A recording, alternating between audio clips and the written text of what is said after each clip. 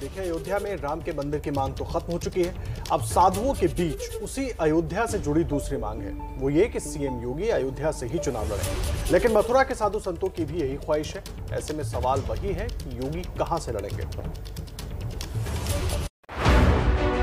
Bharatiya Janata party सरकार के द्वारा 5 वर्ष के अंदर किए गए कार्यों,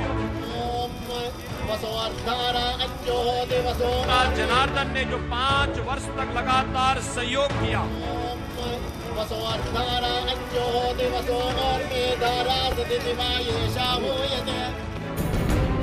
ये तो तय हो चुका है कि यूपी के सीएम योगी अब खुद चुनाव लड़ेंगे, लेकिन सीएम योगी किस सीट से चुनाव लड़ेंगे, इस पर कयासों का बाजार गर्म है।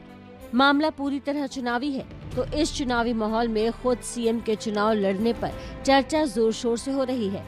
सीएम ने खुद ऐलान किया तो संत समाज में खुशी की लहर दौड़ गई और सब अपने अपने इलाके से सीएम योगी के चुनावी मैदान में उतरने का आमंत्रण दे रहे हैं। महंत परमहंस दास ने अयोध्या से चुनाव लड़ने की अपील की है। जितनी पूर्ववर्ती सरकारें थी, सब लोगों ने अयोध्या को नजरअंदाज किया था। इसलिए हम साधु संत धर्माचार्य अयोध्यावासी ये सब बहुत दिनों से प्रयास कर रहे हैं कि माननीय आदित्यनाथ योगी जी अयोध्या से 2022 का चुनाव लड़ें और यहाँ से चुनाव जो है लड़ें और हम लोग उनको जो है तो रिकॉर्ड मतों से उनको यहाँ जीत दिलाएंगे। तो वहीं कुछ साधु संतों के एजेंडे पर मथुरा है।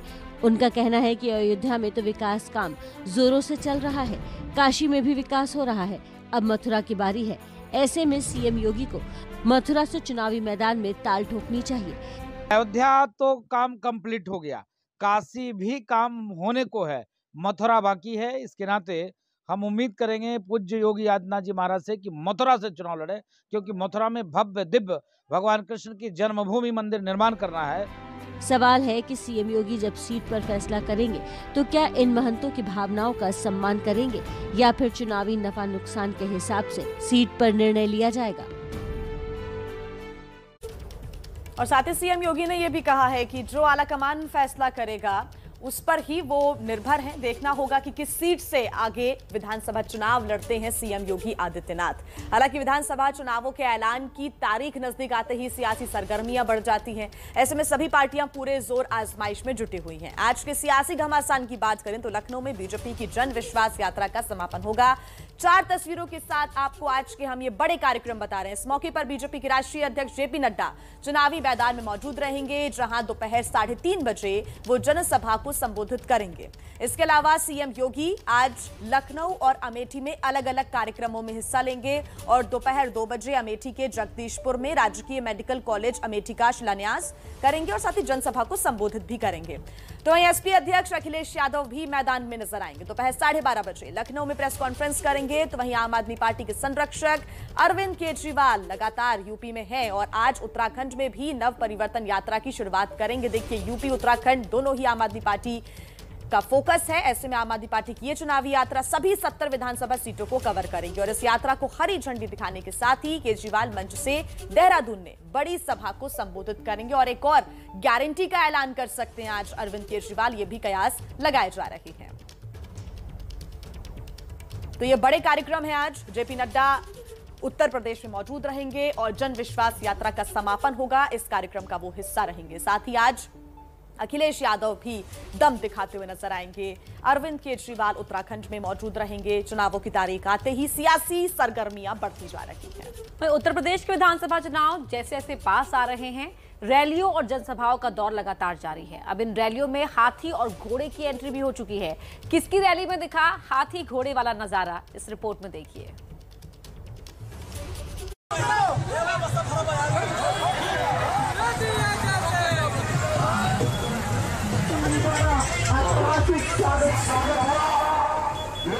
ये कोई बारात नहीं है, ये राजनीतिक रैली है। इस रैली में घोड़े भी हैं, हाथी भी हैं। दरअसल उत्तर प्रदेश के सभी जिलों में बीजेपी की जन विश्वास यात्रा चल रही है। यूपी के बस्ती में भी शनिवार को बीजेपी की जन विश्वास यात्रा हरैया विधानसभा पहुंची। तो नजरों में आने के लिए बीजेपी विधायक अजय सिंह ने अपने प्रचार के लिए हाथी का जोड़ा बुलाया हुआ था। हाथी के शरीर पर अजय सिंह का नाम और पार्टी का निशान कमल का फूल बनाया गया था।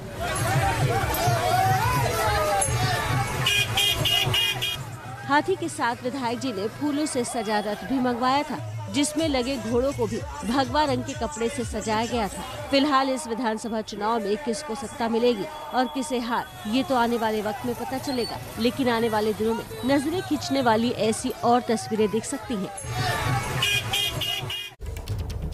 और अब खबर छत्तीसगढ़ से, जहां एक पावर प्लांट में लोगों ने जमकर उत्पात मचाया और तोड़फोड़ की। इस हंगामे के पीछे की कहानी क्या है, आपको दिखाते हैं हमारी इस रिपोर्ट में।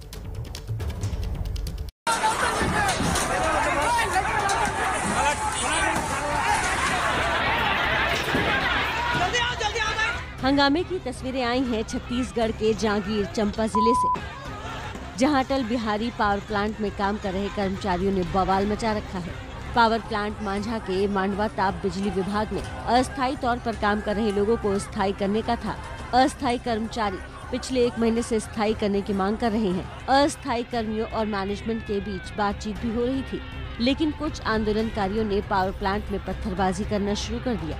बताया जा रहा है कि पत्थरबाजी से प्लांट के कई सुरक्षाकर्मी घायल हुए हैं।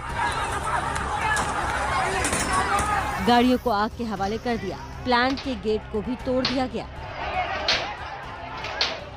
हालात बेकाबू होते देख भारी संख्या में पुलिस फोर्स को बुलाया गया। फिलहाल पुलिस ने हालात पर काबू पा लिया है, लेकिन सवाल ये उठता है कि अपनी मांगे मनवाने के लिए सरकारी संपत्ति को नुकसान पहुंचाना कहां तक जायज है।